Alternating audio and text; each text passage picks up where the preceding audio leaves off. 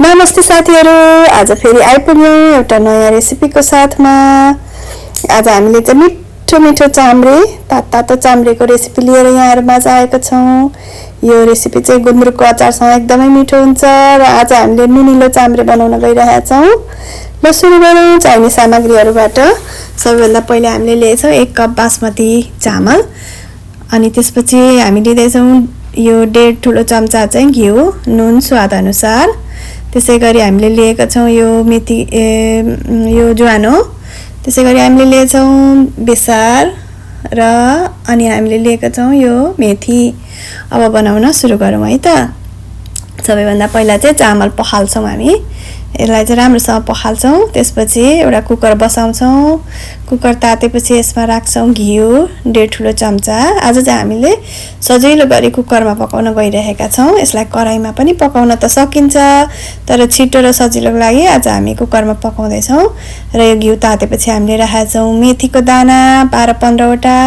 त्यसैगरी 1/4 चम्चा राखेको सानो चम्चा राखेछौं ज्वानो। हजुरहरुलाई मन पर्दैन भने यो ज्वानोलाई स्किप गर्नु भए पनि हुन्छ। त्यसपछि मेथी र ज्वानो अलि ब्राउन भएपछि चाहिँ हामीले राखेछौं यसमा आधा चम्चा यो बेसार। त्यसपछि अब बेसार राखेपछि चाहिँ हामी राख्दै छौं चामल राखेपछि अब हामी यसलाई मजाले चलाएर एकछिनसम्म भुट्छौं। 1-2 मिनेटसम्म भुट्छौं। त्यसपछि भुटेपछि यो यस्तो हुन्छ, बेसार सबैतिर लागेर चामल पहेँलो भएको छ। र अब हामी एकछिन अझै भुट्दै छौं। त्यसपछि भुट्दा हामी राख्छौं यसमा नुन हजुरहरुले स्वाद अनुसार लिनु होला।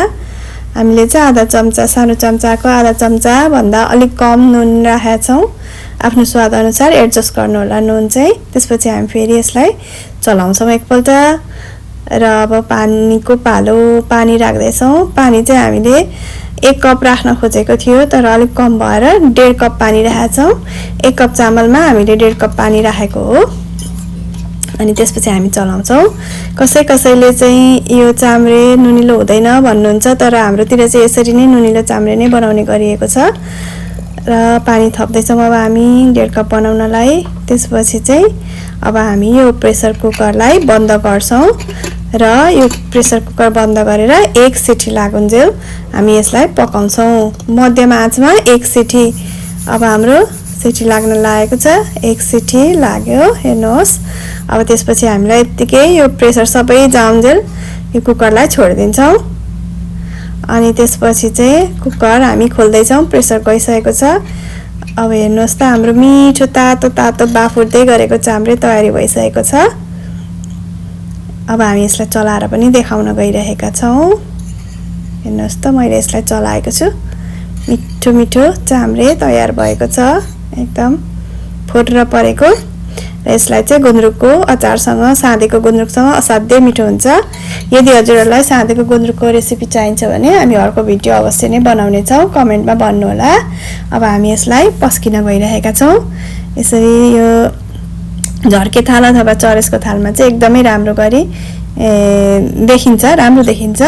हामीले गुन्द्रुक साँधेको राख्यौं, खाँदेको मुलाको अचार, बटरको अचार। त्यसपछि हामी यसमा राख्दै छौं सब्जी। आलु भुटेको आलुसँग पनि मिठो हुन्छ, तर आज हामीले चाहिँ सिमीको सब्जी पकाएका थियौं। सब्जी र अब पालो चाहिँ मिठो मिठो तातो चाम्रेको। हेर्नुहोस् त कस्तो फुर्र परेको मिठो चाम्रे बनेछ। हजुरहरु पनि बनाएर खानु होला है। अनि तल कमेन्टमा अवश्य भन्नु होला कस्तो भयो भनेर। एक दिन हामी गुलियो चाम्रेको पनि रेसिपी अवश्य नै राख्ने छौं, तर हाम्रोतिर चाहिँ चाम्रे भनेपछि नुनिलो यसै गरी पाक्छ। ल हेर्नुहोस् हाम्रो मिठो चाम्रे खाना तयार भइसक्यो। समय दिएर साथ दिनुभएकोमा धेरै धेरै धन्यवाद। अर्को भिडियोमा भेटौँला। अहिलेलाई बाइ बाइ।